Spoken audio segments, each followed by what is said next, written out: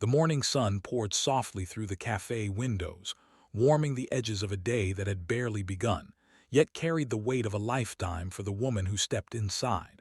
Her hands trembled slightly as she held the strap of her purse, trying to appear calm, trying to pretend she belonged in a world that wasn't built for her. She had gone through this routine hundreds of times, ordering a simple cup of coffee. But today felt different. Today her courage felt thinner, her confidence felt cracked, and the silence around her felt heavier than usual. The barista asked a question she couldn't hear, and all she could do was freeze, her fingers lifting halfway to sign something she knew he didn't understand. The room blurred for a second, her heart thudding with that familiar ache of helplessness.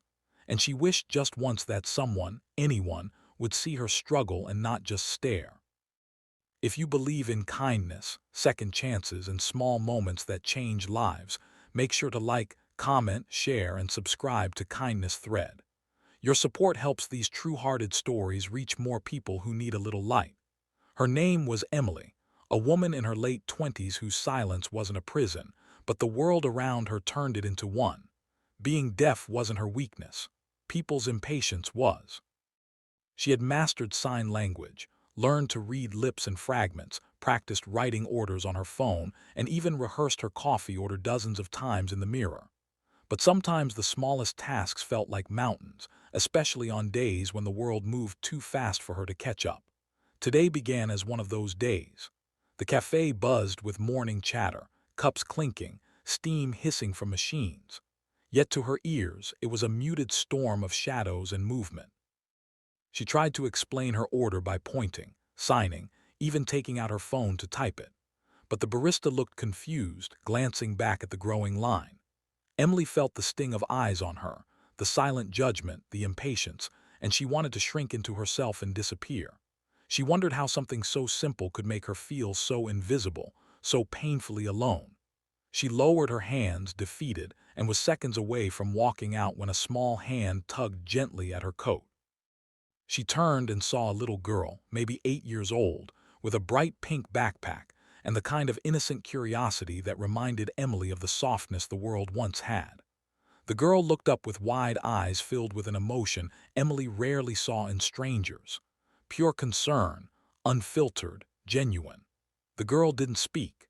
She simply touched her father's apron and looked between him and Emily in a way that suggested she saw something no one else did. Her father, a tall man with kind eyes and a quiet strength, wiped his hands on a towel and stepped closer. His daughter tugged again as if urging him to help. He leaned slightly toward Emily, and before she could panic or retreat, his hands began to move slow, clear, graceful. He was signing. Emily's breath hitched as she blinked, unsure if she had imagined it. But no, he was signing. He asked her what she wanted to order, and the relief that flooded her chest was so overwhelming she nearly forgot to answer. Her fingers moved with a mix of surprise and gratitude as she signed back, telling him her order.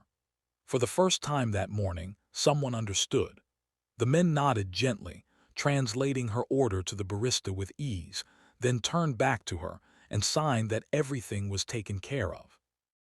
Emily felt her eyes burn, not from sadness, but from the sudden warmth blooming inside her.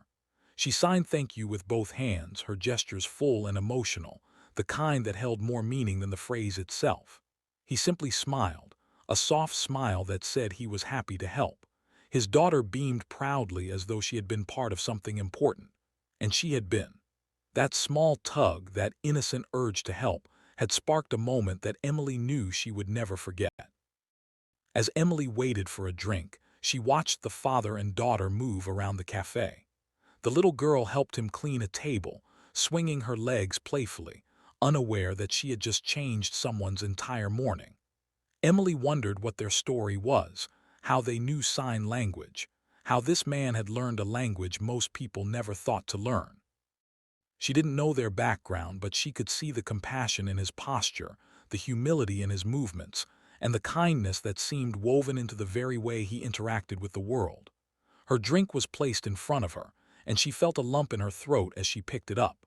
The father signed, "Have a good day," and his daughter waved, smiling with a glow so contagious that Emily couldn't help but smile back. It was a simple gesture, a simple moment, but sometimes simple moments carry the greatest impact. She left the cafe with her shoulders lighter, her heart brighter, and a renewed sense of belonging she hadn't felt in a long time. Emily walked through the busy street, her coffee warming her hands, replaying the moment in her mind. A single dad had stepped forward when no one else had, and his daughter had seen her humanity before anyone else even noticed her struggle. That small connection, that silent language shared between strangers, reminded Emily that kindness didn't need sound to be heard. It could be felt deeply, powerfully in the space between hands and heart. As she sat on a nearby bench sipping her drink, she saw the father and daughter exit the cafe. They walked together, the girl holding his hand, skipping slightly.